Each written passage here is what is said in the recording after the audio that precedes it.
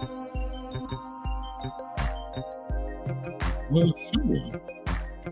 Good morning, good morning, good morning, good morning Africa. Good morning Africa ni kipindi ambacho kinakuja. Good morning, good morning, good morning Africa ni kipindi ambacho kinakuja moja kwa moja kutoka katika studio zetu za hapa Columbia, South Carolina, na Abdul Shatri naye yupo kule Washington DC, katika taifa hili kubwa kwelikweli hapa Marekani, ambalo lina mambo mengi sana yanaendelea hapa katika taifa hili la Marekani, na kama tulivyokuwa tunawaahidi siku zote, jana tulikuwa na Profesa Joseph Mbele hapa akizungumzia baadhi ya maandiko na vitabu vyake mbalimbali ambavyo amevichapisha na vinavyozungumzia hadithi za matengo, 10 matengo folktale, hadithi simulizi. Hiyo ilikuwa jana katika Good Morning Africa. Tulikuwa tumejikita katika upande huo wa hadithi na na tulizungumza hivi ni vipindi maalum kabisa ambavyo kila Jumatatu tutakuwa tunawaleteni waandishi wa vitabu mbalimbali, na katika kila Jumatatu hii ambayo tutaiendeleza kwa kipindi kirefu kabisa, ambao tutajaribu tuwe tunamleta Profesa Joseph Mbele ambaye anafundisha hapa katika taifa hili kubwa la Marekani, katika jimbo la Minnesota, kule katika mji unaojulikana kama Field, ambapo katika St. Olaf University au St. Olaf College, ambapo yuko katika kitengo cha linguistic nafikiri na literature. Professor Joseph Mbele amekuwa ni mkarimu kweli kweli, ambaye anazungumzia vitabu vyake, mlolongo wa vitabu vyake vingi sana ambavyo ameviandika katika lugha zingine, katika lugha ya Kiingereza na vingine viko katika lugha ya Kiswahili, ambavyo vinazungumzia mambo ambayo yanahusiana na mila zetu na desturi, na baadhi ya vitabu vyake vinatumika katika mashule kama alivyozungumza jana katika mahojiano yetu hapa katika kipindi chetu cha special kabisa ambacho kinakuja kila Jumatatu, kwamba kinatumika kule Wakefield, Uingereza, katika moja kati ya school district za kule. Kitabu chake cha 10 Matengo Folktales, ambapo kimeingizwa katika syllabus au mitaala ya kufundishia wanafunzi kwa kutumia hadithi simulizi ambazo zinajenga tabia pamoja na maadili ya vijana wao katika shule ambazo katika nchi zinazoendelea. Profesa Joseph Mbele Tanzania na maeneo ya Ruvuma, na ni Matengo kwa kabila, anatokea huko maeneo ya mkoa wa Ruvuma, na yupo katika taifa hili kubwa la Marekani katika jimbo la Minnesota zaidi ya miaka 40. Ni hazina kubwa kwelikweli katika nchi yetu ya Tanzania. Kwa wale ambao hawajaisikiliza hiyo interview au katika kipindi chetu cha jana, kwa tunakuja kila Jumatatu na Profesa Joseph Mbele ambaye anatupa simulizi za maandiko pamoja na literature ya Kiswahili kwa ujumla, na vilevile yeye ni mwalimu wa Kiingereza. Ni Mtanzania ambaye ameanzia elimu yake ya msingi chini kabisa huko Ruvuma. Yeye ni Matengo, na jana alitupa historia ndefu sana ya makabila haya pamoja na mila na desturi za Watanzania hapo. Kwa hiyo tuko naye hapa Marekani, lakini yeye yupo katika jimbo la Minnesota hapo, na ni mwalimu na vilevile ni consultant wa mambo ya mila na desturi za kuhusiana na mataifa mbalimbali, hususan taifa la Marekani na Tanzania. Nafanya mihadhara na semina nyingi sana, si tu hapa Marekani, vilevile Tanzania pamoja kule bara na visiwani Zanzibar. Anaitwa na balozi za Marekani kwenda kuwazungumzia wa Marekani ni wakina nani na Watanzania ni kwa nani, na kuwapatia tu elimu, kwa sababu yeye ni mkufuzi katika masuala haya yanayohusiana na mila na desturi, ambayo ndiyo yanayojenga maadili ya binadamu. Mambo ni mengi kweli kweli. Sasa utangulizi ulikuwa ni Profesa Joseph Mbele, lakini headlines ni Mheshimiwa Tundu Lissu, makamu mwenyekiti wa chama cha Chadema Taifa ambaye anafanya ziara hapa Marekani, sio profesa, ni Mheshimiwa Tundu Antipasi Lissu yupo hapa Marekani, shawasili Marekani, na pindi kama ratiba zinavyotuambia, ambapo tulizitoa ratiba kwamba Mheshimiwa Tundu Lissu atazungumza hapa katika sehemu, atakuwa Virginia, toka Virginia na kwenda Houston, Texas. Toka Houston, Texas anateremka Columbus, Ohio.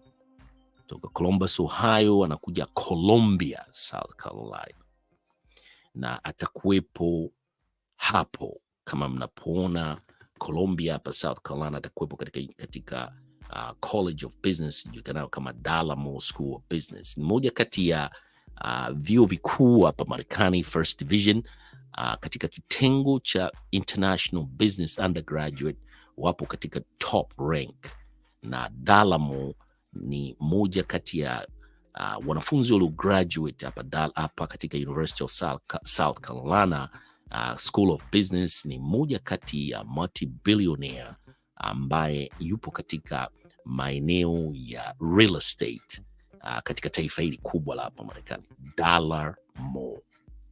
Kama vile Dar es Salaam, DAR na LA, alafu Mo ile kama Mo ya Kiingereza, lakini kuna O mbili, MOORE.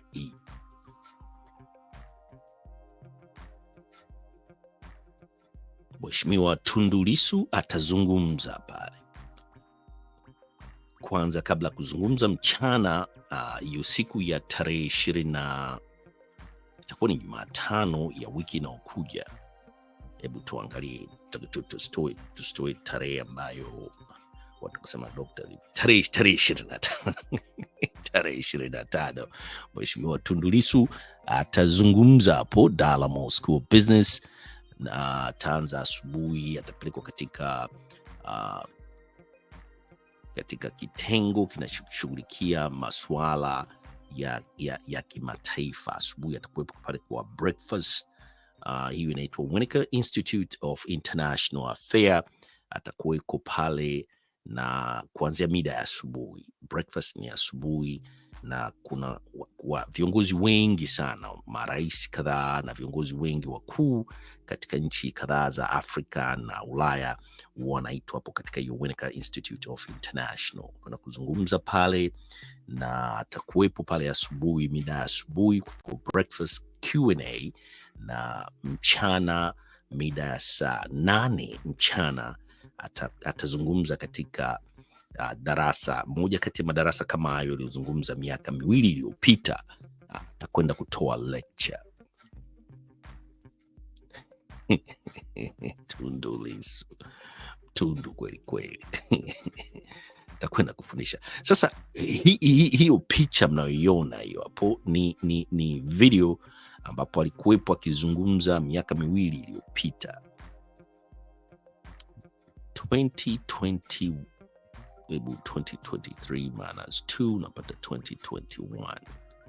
Alikuwepo hapo akizungumza, akitoa lecture. Kwa hiyo anarudi tena kutoa lecture hapo Dalamo School of Business, kuzungumza na wanafunzi ambao wanasomea international government affairs, hususan katika hilo ni darasa litakuwa likizungumzia government affairs and political affairs in Africa. Kwa sasa wanafunzi badala ya kusoma vitabu wanaalikwa kuja kumsikiliza mtu ambaye ame-experience masuala ya kisiasa na serikali, na ambaye anaelewa masuala ya East Africa, Sub-Saharan countries, particularly hususan katika nchi yetu ya Tanzania. Hiyo tarehe 25 itakuwepo hapo. American Swahili News pamoja na Swahili Villa Online TV tutarusha live. Tutajaribu kurusha live kuanzia pale Winnica Institute of International Affairs. Tutajaribu sana kurusha pale asubuhi, na vilevile mchana tutakuwepo sasa live, kama unaiona hiyo picha ya mwaka 2021 alipokuweko pale, tutarusha live.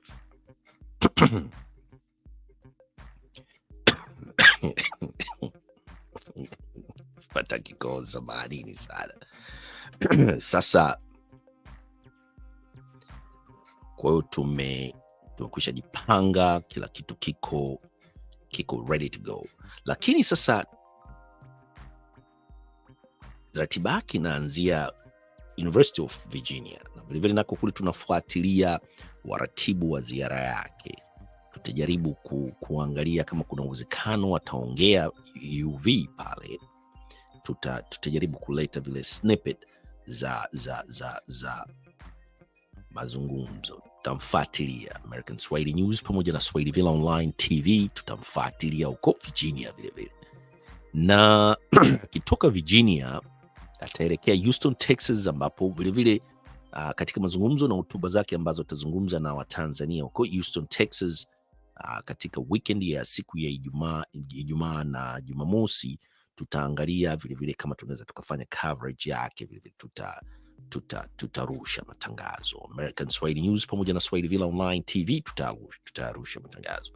Alafu vilevile akitoka Houston, Texas, atakwenda kule Columbus, Ohio, kama nilivyoanza katika mazungumzo haya. Vilevile tutarusha matangazo yake akiongea na Watanzania, na atakuja kumalizia ziara yake hapo. Kama picha unavyoiona itakuwa kama settings itakuwa kama ni hiyo, itakuwa mpaka sasa hivi ni pack room, na bado watu wengi sana wataka kuja kuongea naye. Labda tunaweza tukahamishia katika auditorium ambao ni kama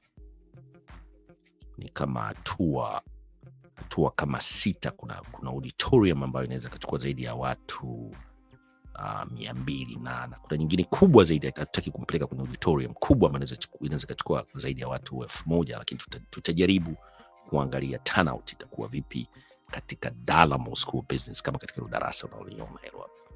Darasa capacity yake ni 56, na 56 tumeshapita katika watu ambao tunajua kwamba utakuwepo zaidi ya watu wao. Kwa hiyo tutaangalia jinsi mpaka tarehe 25 namba ziko vipi. Hiyo ni tarehe 25. Sasa hebu tumsikilize kidogo alizungumza nini, na tujaribu kujikumbushia Mheshimiwa Tundu Lissu alivyoongea miaka miwili iliyopita. Alizungumza nini?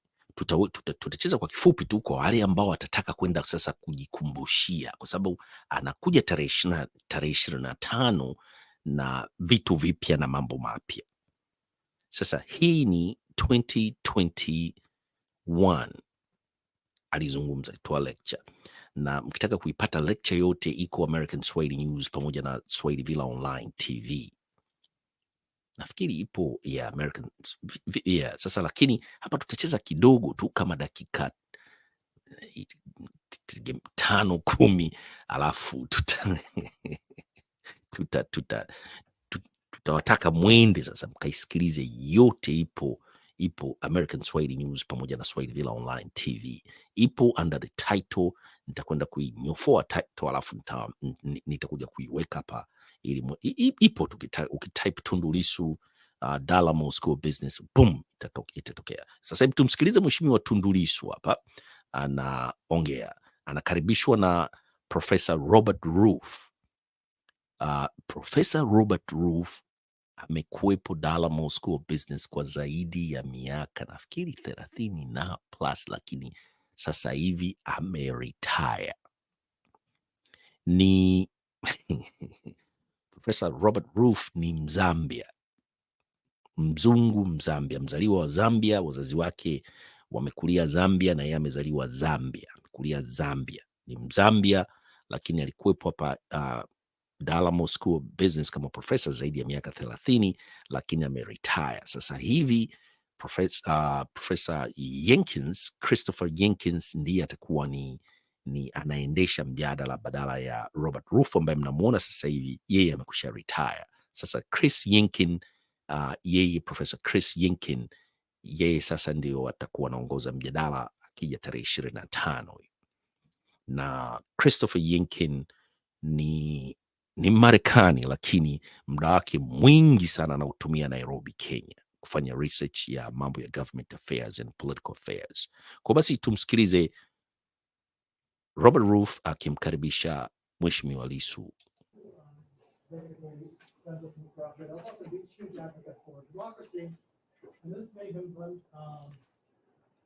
Against some of the very strict people in the ruling party. So he talked about how he was arrested from time to time by security forces. Finally, this culminated September 7, 2017, when he was shot 16 times, coming home from Parliament. Miraculously, he survived. He's had 25 surgeries to try to repair the damage. Anyway, he's committed to democracy, and last year he returned to Tanzania, even though it's an extremely dangerous place for him to run against a man that had turned Tanzania into a dictatorship.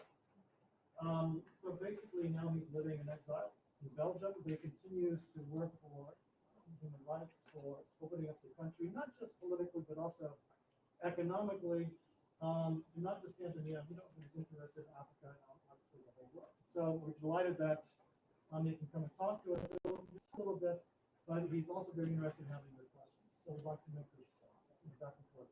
So, Mr. Lissu, welcome to us. Thank you all.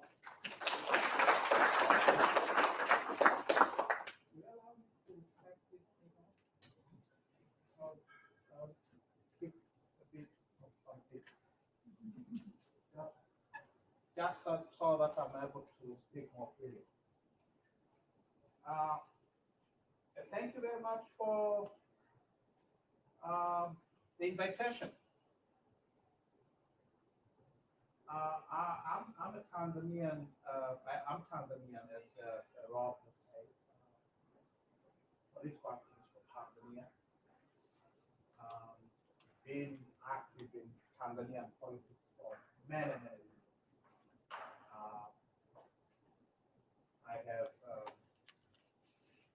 I have been part of the democratic struggles in the country since my student days.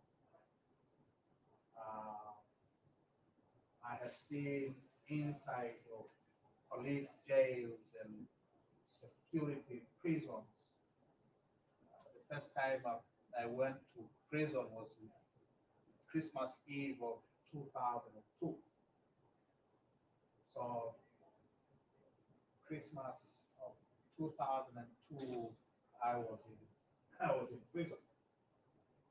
And I had just come back, by the way, from the United States, where I had been for 3 years. So I have gone through quite a few things. Shocking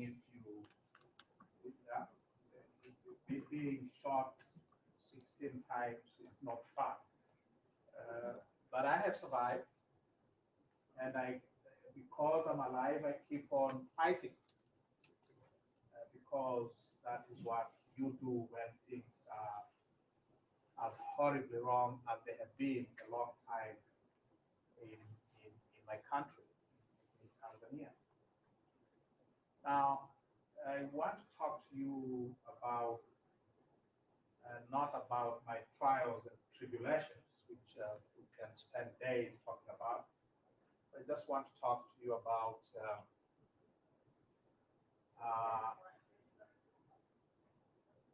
constitutional reform and the fight against corruption. If you will, another way of putting it, why democracy is important in the struggle against corruption. My assumption is, and has always been, that corruption thrives most in countries or regimes where there is no democracy.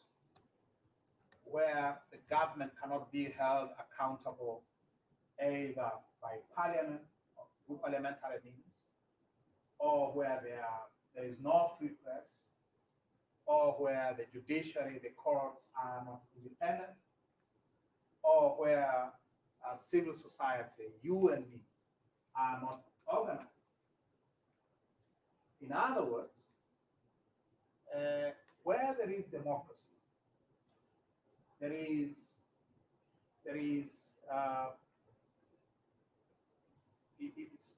democracy creates the best opportunities for dealing with corruption, with questions of abuse of office, because I think it is fair to say corruption, in essence, is abuse of office, of public trust, of public office.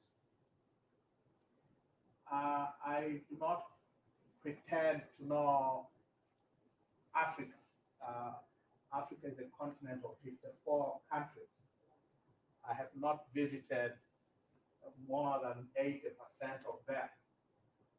So I cannot talk about the state of corruption in Africa. I would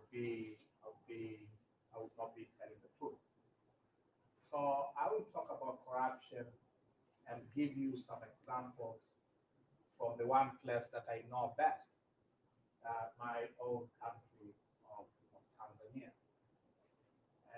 I suspect whatever I have to say about Tanzania will hold true for many other countries in the continent, because our politics, our systems of governance are not that much different. Our histories are more or less common. So when I speak of Tanzania, you can, with some degree, take it that I'm also speaking of Kenya to some extent, or about Angola, or perhaps about Nigeria, or any other typical African country. Now, how many of you know where Tanzania is, or have ever heard about Tanzania? Your hands. We're not doing bad, yeah? We are fine. Okay. How many of you have ever heard of Mount Kilimanjaro? Anyone read The Snows of Kilimanjaro by Ernest Hemingway? No? Some of them. Ernest Hemingway won his Nobel in 1954, not because of the snows of Kilimanjaro, but he had a lot of stories to tell about the then Tanganyika. Tanzania was then called Tanganyika. And some of his best writing came from big game hunting Tanganyika. So Tanzania is the land of Mount Kilimanjaro, the highest peak in Africa. It's the land of Serengeti, perhaps one of the most magnificent nature attractions you can find anywhere in this world. Tanzania is a country of about 60 million people today. It is the largest country in East Africa. It has been independent since 1961 from the British colonial rule. The British colonized pretty much everybody, including Americans, as you may remember. For a long time, Tanzania has not been, and still is not, a democracy. And that is why we have a situation where a parliamentary leader could be gunned down 16 times inside a heavily guarded government housing compound, as I was on September 7th, 2017. So we are not a democracy. And because we are not a democracy, we're also very corrupt, very corrupt system, very corrupt state. It is country where people in government who hold government offices can steal without any consequences. One of our former presidents who died last year, he was president for 10 years between 1995 and 2005. Benjamin Kappa wrote memoirs. He published his memoirs just before he died. And in his memoirs, he says somewhere that when he was president, he and his people, the central bank governor, the minister of finance, and what, they connived to steal $100 million from the central bank in order to finance the ruling party's electoral campaigns for 2005. He writes this in his memoirs. And he could only write that in his memoirs, safe in the knowledge that he is completely protected. There will be no consequences. There are no consequences if you are a government official of any consequence. And that's why the former president, would publish a book in which he admits that they're just stealing money left, right, and center. So we're not a democracy. Now, what are the features? What are the constitutional features of an undemocratic state? What is it about Tanzania? If you look at our constitution and our political system, tells you immediately that this is not a democratic state. And what is it about those features, those constitutional features, which permit corruption? An undemocratic state, the first thing that you notice about a typical African post-colonial state, a typical African post-colonial state was a very undemocratic and has been a very undemocratic state. Now, one of its principal features is concentration of powers in the office of the president. Our presidents are what a constitutional scholar from Nigeria has called imperial presidents. They have powers that remind you of absolute monarchies of 17th and 18th century Europe. Their powers are vast and they are unchecked. In the United States, your president does not get to appoint anybody of consequence without going to Senate for confirmation, right? Every presidential appointee is confirmed by Senate. Is that right? I think my constitutional history of the United States tells me that, at least, that presidential appointees must be confirmed by Parliament, by Senate. The President of the United States cannot use any money, cannot use any taxpayer's money without the authority of Congress. Is that right? Yeah. Now, in a typical African state, the president basically appoints, and this is provided for in the Constitution. The president appoints literally everybody. All ministers, here you elect your governors, right? And sometimes you even elect your police chiefs Is that right?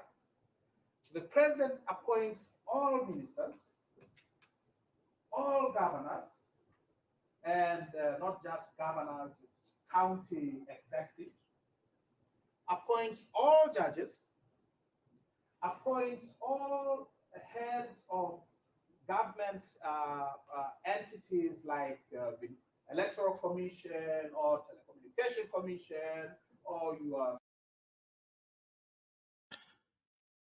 Haya, tumekwenda zaidi ya dakika 30. Mheshimiwa Lissu mwaka huu 2021 wakati huo akitoa hiyo lecture alianza kwanza kwa kuwauliza wanafunzi ambao walikuwa wakizungumza nao. Wengi wao wanasomea, watakuja kuwa ni wanadiplomasia, wafanyakazi katika State Department, katika international organization. Wengine watakwenda kufanya kazi katika maembassy, labda Africa, Europe, itategemea na assignment zao watakazopangiwa au kazi ambazo watapenda wao binafsi kuzifanya. Wanajifunza ni jinsi gani nchi za sub-Saharan countries ambazo jinsi zinavyotazama demokrasia na masuala ya rushwa. Amezungumzia mfumo na jinsi ambavyo katiba yetu inavyompa nguvu rais ya kuteua na kuchagua viongozi wote mpaka wakuu wa mikoa, na amewauliza magavana hapa Marekani wanachaguliwa na watu.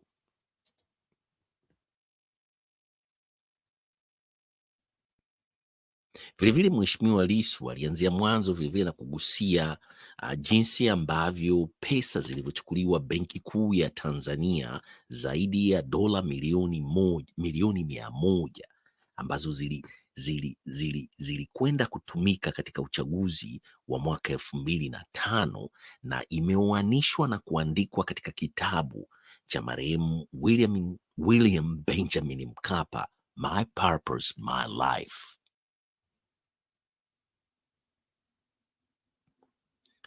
Hiyo ilikuwa ni mwaka 2021. Kwa hiyo lecture hiyo au muhadhara huo unapatikana tu hapa American Swahili News pamoja na Swahili Villa Online TV. Ukienda utaweza kusikiliza muhadhara huo wote kabisa ambao ulikuwa ni zaidi ya saa moja. Baada ya kutoa utangulizi tu wa demokrasia pamoja na mamlaka ambayo na katiba ya Tanzania jinsi ilivyo na muundo wa kiserikali, wanafunzi walipata muda wa kumuuliza maswali. Ilikuwa ni muda wa Q&A, maswali na majibu.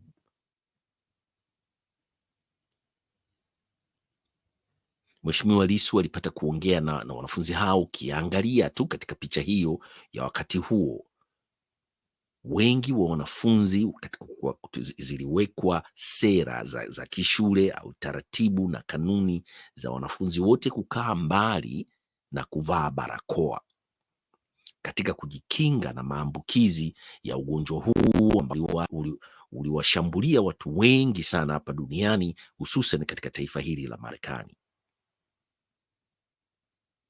Protokali, taratibu na sheria za kuvaa barakoa bado zinaendelea, lakini kama unajisikia wewe mwenyewe binafsi, pamoja na kunawa mikono kwa kutumia vifaa mbalimbali vya mikono, sabuni za kujisafisha mikono ambazo zimewekwa katika kila madarasa masaa 24 katika msimu wote wa masomo. Hiyo ilikuwa ni 2021 na tunaendelea kufuata taratibu na protokali hizo hizo mpaka sasa hivi. Sasa tarehe 25 ya wiki inayokuja atakuwepo, sio katika darasa hilo, atakuwa katika darasa jingine. Sasa hili ni la juu zaidi la wanafunzi ambao wanachukua masters degree. Hao walikuwa ni undergrad. Atazungumzia topic inayoshabiana karibu zaidi na hii ambayo alizungumzia mwaka 2021. Tunaona kuna ndugu zetu kutoka Tanzania wasema hongereni sana, ninawapata vizuri sana kutoka Tanzania. Wapi Tanzania? Dodoma, Dar es Salaam, Singida. Asante sana kwa kutufuatilia. Tutamleta live Mheshimiwa Tundu Lissu. Kwa hiyo basi, Nyanda Captain naye anasema hand purple blue peace. Kwa hiyo basi tumezungumza zaidi ya dakika 35 hivi, tunakwenda kama dakika 36. Tumezungumzia hii ziara yake. Kwa hiyo basi tutamfuatilia, tunamfuatilia kwa karibu zaidi. Tunajua kwamba akija hapa Colombia tutamrusha live, na akienda Ohio Columbus atakuwa live, akienda Houston Texas weekend hii atakuwa live akizungumza na Watanzania huko, jumuiya wa Tanzania kutoka katika jumuiya ya Texas pamoja na Columbus Ohio, na akija hapa katika University of South Carolina. Kwa hiyo mtamsikiliza na American Swahili News pamoja na Swahili Villa Online TV tutamrusha live.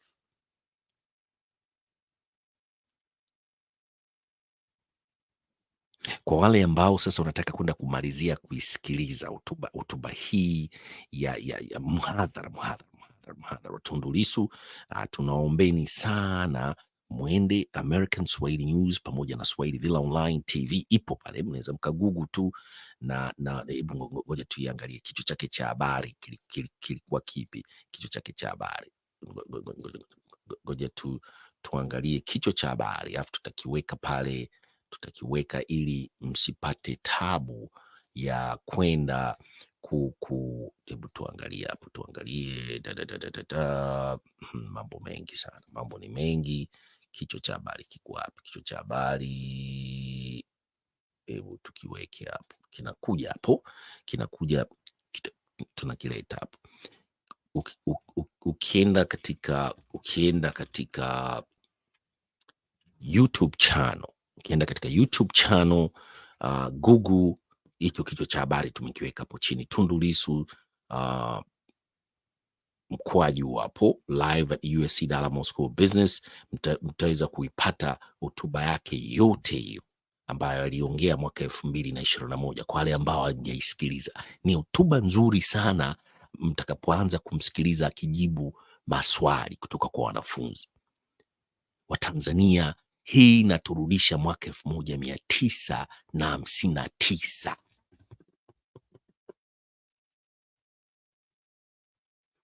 Mwaka 1959, 58, 59. Mtaniuliza na maana gani?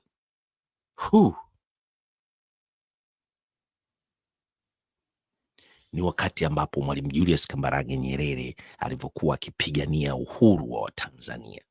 Mwalimu alikuwa akiongea kama Tundu Lissu, alikuwa akijibu maswali na kujieleza kama Tundu Lissu. Kwa hiyo Mwalimu akaonekana sio kuonekana, Mwalimu alikuwa ni hazina kubwa kwelikweli kwa Watanzania mwaka 1958, 59 mpaka 60 na 61 tulikuja kupata uhuru. Confidence.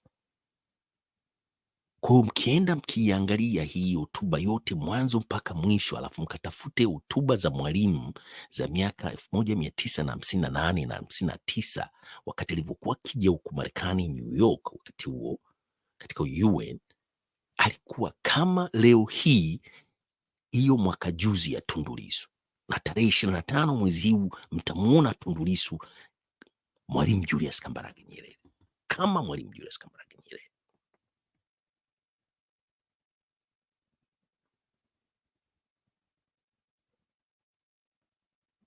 Jinsi ambavyo anazungumzia katiba, anazungumzia demokrasia, anazungumzia haki za binadamu, anazungumzia civil rights, anazungumzia human rights, anazungumzia reconciliation au maridhiano, anazungumzia bipartisan, anazungumzia non-violent political process katika masuala ya election, kama Mwalimu Julius Kambarage Nyerere. Huyu Tundu Lissu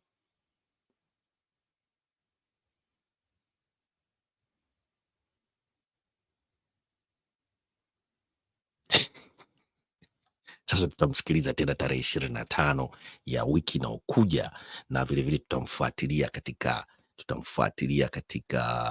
katika ziara zake sehemu huko Houston, Texas. Tutamfuatilia Columbus, Ohio. Tutamfuatilia hapa atakapokuja hapa Columbia, South Carolina, Alamo School of Business. Tutamleta, tunataka Watanzania msikie, alafu Watanzania mfanye maamuzi wenyewe. Tunakosea wapi? Kama tulipatia 1959, 1958 wakati tunamfuatilia Mwalimu Julius Kambarage Nyerere, kwa nini tunakosea mwaka 2020? Kwa nini tulikosea 2015? Kwa nini tulikosea 2020? Na kwa nini tukosee 2025?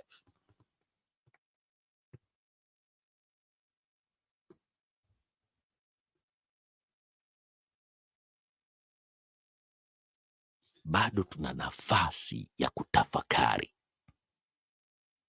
Miaka miwili, nafikiri tumebakiza mwaka mmoja na miezi kadhaa. Tuna nafasi ya kutafakari, tufanye maamuzi wetu wenyewe kwa kusikiliza na kutafakari.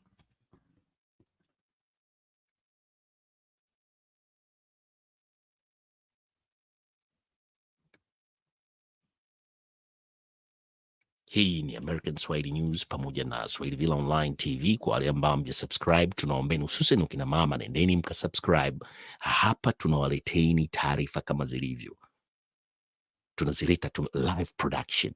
Lissu mtamuona live akiongea, hatuta filter kitu chochote. Kitu chochote kitakachotokea pale tutakiweka pale. Hivyo ndio news media zipo hivyo, sio propaganda.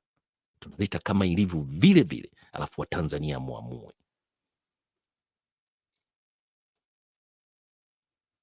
Naona Frank anatokea Kenya. Habari ya Kenya Frank. Sisi wazuri tu. Lukizo Bugogo.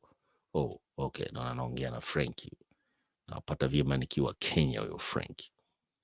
Na Lukizo Bugogo anamjibu. Okay. Kwa hiyo basi tumekwenda zaidi ya dakika 42 na leo tulikuwa tunajaribu kupromote. Kwa hiyo basi mjitayarishe pindi tu tukapopata taarifa mpya zaidi. Nisahau kidogo, tarehe 23 Tundu Lissu ataongea live kupitia mtandao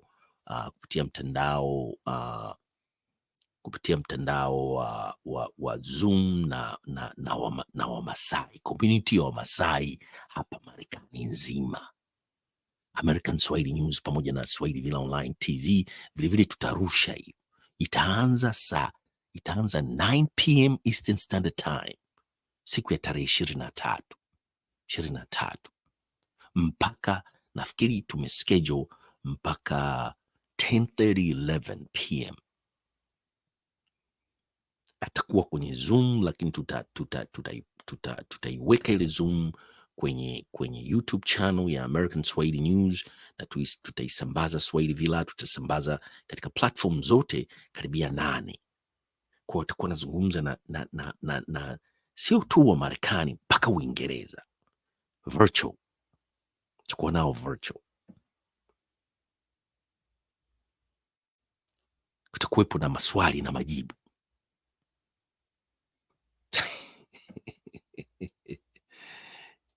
Yeah. No, nakwenda habari ya okay, hawa na mambo yawa wana chat. Sasa ni mambo ni mazuri kweli kweli, na tunaendelea vizuri mpaka sasa hivi, na hali ya hewa huku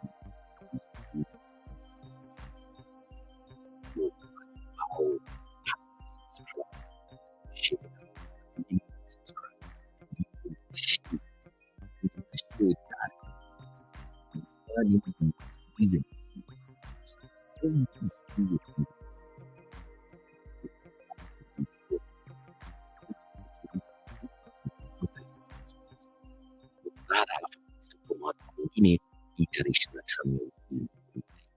sasa tuna push kila kitu kiko ready to go, kila kitu kiko ready to go. Tunaombe tu Mwenyezi Mungu, tuombe uzima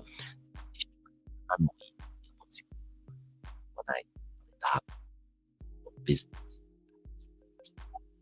swala ya demokrasia pamoja na corruption katika sub-Saharan Africa ambazo zinajumuisha vile Tanzania, Kenya, Uganda, Rwanda, Burundi, Somalia, Ethiopia,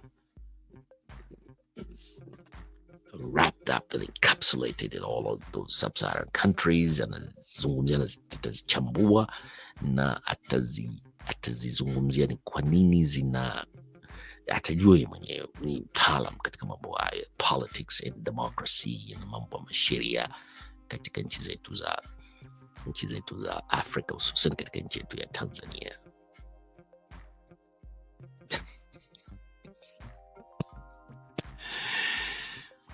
Shatri naona bado ana majukumu kule kutoka Washington DC katika taifa hili kubwa la Marekani. Mimi niko katika studio za Columbia, South Carolina, na tunaelekea ukingoni kidogo sasa hivi wa kipindi chetu cha Good Morning Africa. Leo ni Jumanne na huko Tanzania naona mshafika Jumatano 10 ni tutasema October 18 2023, na wote vile vile tuko Oktoba, lakini bado ni usiku ni usiku wa manane kweli, ni saa 7 za usiku, na nyinyi ndio mmekushaanza kuamka hapo Dar es Salaam, pale Arusha, Mwanza, Morogoro, mwende katika shughuli za ujenzi wa taifa. Katika ujenzi wa taifa, mtangulizeni Mwenyezi Mungu awalinde, awaepushani na mabalaa yote yatakayotokea, msamehe mtu yote aliyekukosea, na watu mpendane kama alivyosema Bob Marley, one love. Na tunaelekea ukingoni mwa kipindi chetu hiki. Kwa kesho tutarudi na update kesho.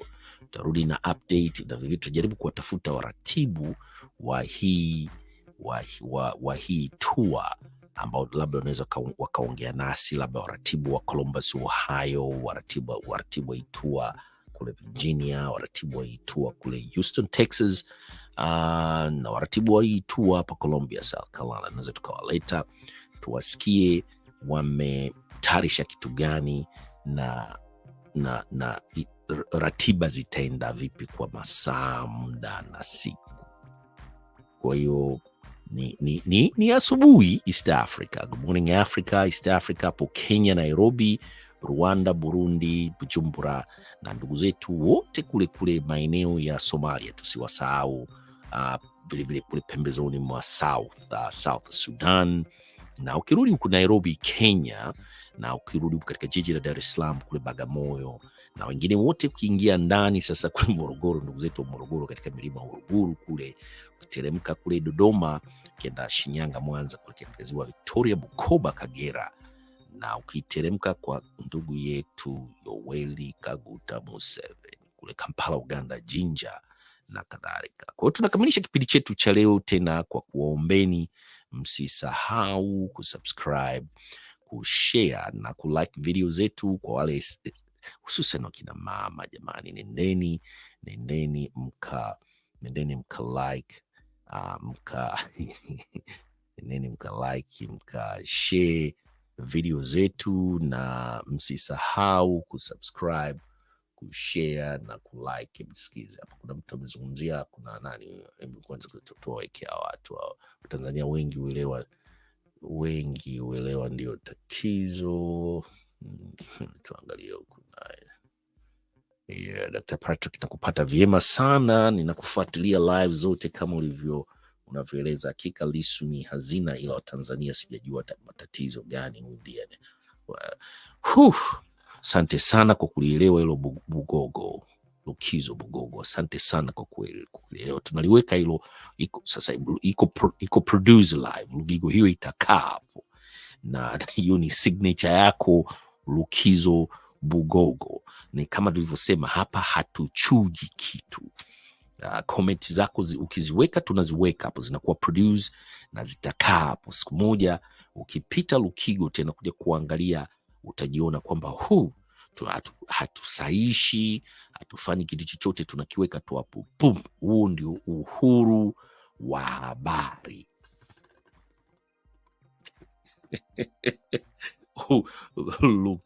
Lukinzo Bugogo, hii ndo demokrasia sasa ya uhuru wa habari, kama hivi tunavyomweka vilevile ndugu yetu Athanas Lusalango, huyo hapo ndo tumeiweka signature yake pup.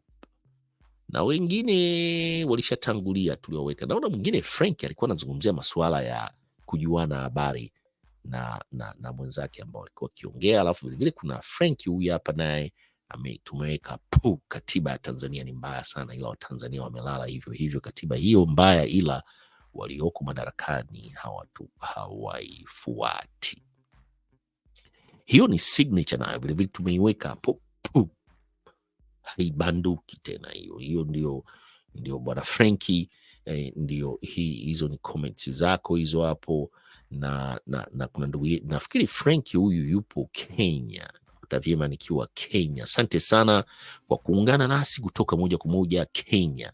Wakati unaweka comment tuambie uko wapi. Ukiweka comment tuambie unaweka comment kutokea wapi, ili tujue wasikilizaji wetu wanatoka wapi, kwa sababu bila ya nyinyi tusingeweza kwenda hewani. Bila ya nyinyi, tunawathamini nyinyi, ndio mnatusababisha tuje hewani. Tunawashukuru sana sana na sana, tunawashukuru sana sana na sana na sana. Kwa basi msisahau kwenda kuipekua ile hotuba Mheshimiwa Lissu aliyotoa mwaka 2021 Dalamo School of Business, alivyokuwa akiongea na wanafunzi hapo mwaka huu 2021. Ipo yote karibia zaidi ya saa nzima, tumeicheza tu nusu ili kuwapa ule uchochezi ambao anakuja kufanya rasmi tarehe 25. Anakuja kuongea rasmi tena, anarudi tena kuja kutoa muhadhara hapo Dalamo School of Business. Kwa hiyo huyu ni mtangazaji wenu wa siku zote kutoka katika studio zetu za hapa Columbia, South Carolina. Ni Dr. Patrick Nikula wa American Swahili News pamoja na Swahili Villa Online TV. Tunasema peace na mkae salama huko Tanzania.